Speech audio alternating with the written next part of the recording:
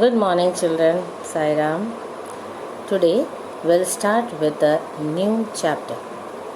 That is chapter number 10, En route to America by Nayantara Sehgal. Before I start with the lesson, I want you to be ready with the pen and paper to note down the meanings and all important points in the lesson. Now, let me ask you something. Are you all not excited to go for a trip? Yes, we all get excited about trips, excursions, and traveling to unknown places.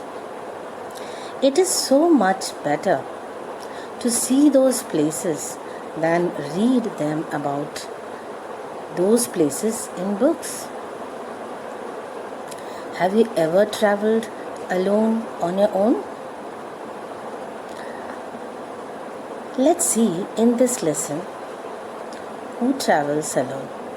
Children, before starting with the lesson, I have an activity for you. Look at these travel related words. Match these words in column A with their meanings in column B. I have given you the answers as well. Okay. Now see in column A you have the words and column B the meanings.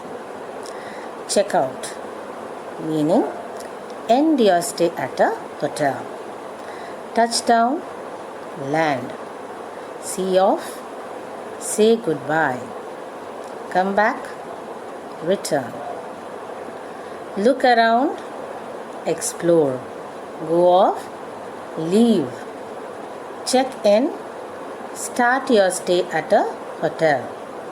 Set off, start your journey. Before we start with the lesson, let us know about the author, Nayantara Sehgal. Nayantara Sehgal was born on 10th May 1927. She is the niece of Jawaharlal Nehru, the first Prime Minister of India. Politics and history inspire and underlie much of her writing. Most of her writings bring out concerns of independent existence of women. She was awarded the Sahitya Academy Award for English in 1986 for a novel Rich Like Us. This is an extract from her memoir Prison and Chocolate Cake. Nayantara Sehgal is the daughter of Vijayalakshmi Pandit, who was the sister of Jawaharlal Nehru, our first Prime Minister. This is an autobiographical memoir about her youth and the Nehru family. Her parents were involved in the freedom struggle of India. The political situation was very tense and it was not conducive to study in India. At that time, there were many restrictions. The non-cooperation movement had already begun in August 1942. It was a war-like condition. America was comparatively untouched by the war. So, the sisters were sent to America for education. So now let's start with the lesson. En route to America means on the way to America. Some things will always remain a mystery to me. One of these is the perpetually baffling question: how did Mummy and Papu ever have the courage to send us to America in 1943? Many people had journeyed abroad before the war, and many more were to go after. Baffling question. Baffling means feeling completely confused. She writes that something will remain a mystery. Mystery means a thing that you cannot understand. Now, what she couldn't understand? Now, here it is written perpetually baffling question. Perpetually, forever. Forever question which confused her. Now, which question confused her? How did her parents have got the courage to send these two young girls to America, and that also in the year 1943? Many people had journeyed abroad before the war, and many more were to go after. But few went as we did at our age from a peaceful country on a troop ship at the height of the war. So what she says? That there were many people who had been to America before them, and even they will go after the war. But then very few people went at their age. So she was born in 27. Now it was 1943. So 16 years of age, these two young girls, they were sent, and that also from a peaceful country on a troop ship. Troop ship is a ship which are used for transporting soldiers during peacetime or wartime. And at the height of the war, that time World War was going on, Second World War, and it was so confusing that how they were sent at that time of the war. I have grown up since then, married and had children of my own. Yet the older I grow, the less able I am to answer that question. So she is telling that even if she has grown older, she is not able to answer that question. How in that young age the parents have got the courage to send these two girls, and that also in the time of war, to America, right? I am quite certain that I could never send my children away from home so confidently and fearlessly in such circumstances. She says that even she doesn't have the courage to send her children in that condition. She says that she couldn't have such courage and confidence to send her children to America in that circumstances. Perhaps it is because I have not had the training in courage and discipline that my parents had. At any rate, there we were on board ship in Bombay Harbour, waiting for the voyage to begin. She says that maybe her parents were more courageous than she was, so they had the courage to send the girls to America.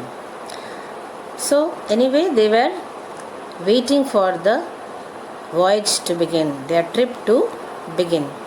Where? In Bombay Harbour. Harbour is a place where the boats and ship anchor, right? My aunt, Mummy's only sister, Krishna Hute Singh, who lived in Bombay, had rushed us through our last minute shopping and the numerous other arrangements that travelling during wartime entailed. Entailed meaning involved something as a necessary part or result. So, who had come to help these girls? Their aunt. What was the name of the aunt? Krishna Hute Singh. Okay, mother's sister. And where she lived? She lived in Bombay. She came and helped them for shopping, because at that time it was war time. they had to rush up with the last minute shopping, and they had to do so much shopping as they were traveling abroad, and that also in the war time. So whatever was necessary during that time, they had to take it, right? So at that time their parents were in prison, they were fighting for the freedom struggle. So aunt came and helped them out.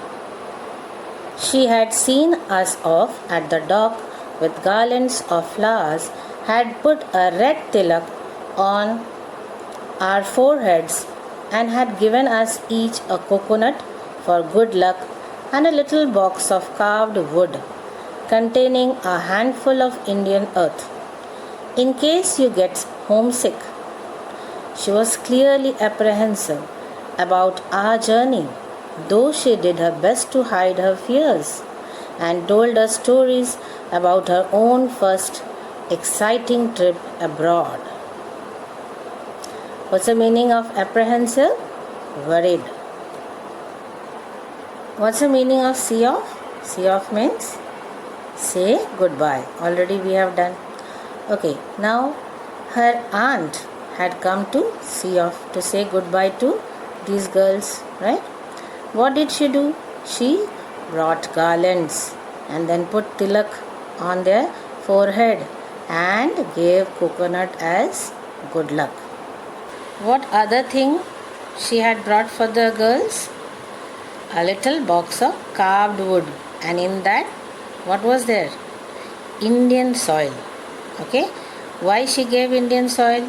So that whenever they felt homesick, okay, homesick means lonely, whenever they felt homesick, they will remember about their motherland, homeland, okay, and they will not forget about their homeland. Their aunt was worried about their journey, but she tried to hide, okay, and she started telling them her stories, okay. When the aunt had been alone in an exciting trip abroad, so she was telling her stories to the girls so that these girls will not get scared. The thing to remember, she said, is to look helpless but be efficient. That way everybody gives you a helping hand, and if everybody doesn't, you can take care of yourself anyway. We found it was sage advice, though Lekha afterwards complained that it did not work out so well. Sage advice means wise and knowledgeable as a result of a lot of experience. What advice the aunt gave them? That they should look helpless but be efficient. Efficient means they should be capable, but then they have to look as if they are helpless. So when you look helpless, everybody will help you, but if they don't help you, then you can take care of yourself. But Lekha, what did she say? That every time it did not work out. This trick doesn't work out every time, right? Here you have the picture of aunt bidding farewell to the two sisters. As I always looked helpless, she was forced to be efficient. As author always looked helpless, Lekha had to be efficient. The ship had no facilities for recreation. There was no deck tennis, swimming, dancing, cinema shows, or any of the other amenities of travel by sea. So the troop ship was actually only meant for soldiers. So there was no amenities, no facilities which will make the travel comfortable. Actually, it was not for commercial purpose, right? It was only for the troops. What's the meaning of recreation?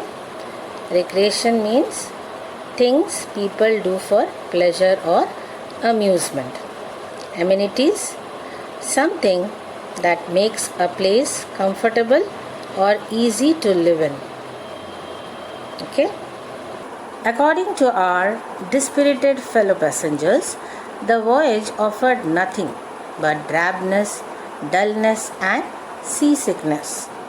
And of course, there was always the possibility of attack by an enemy submarine as informed by the captain. What's the meaning of dispirited? Means lacking hope and enthusiasm.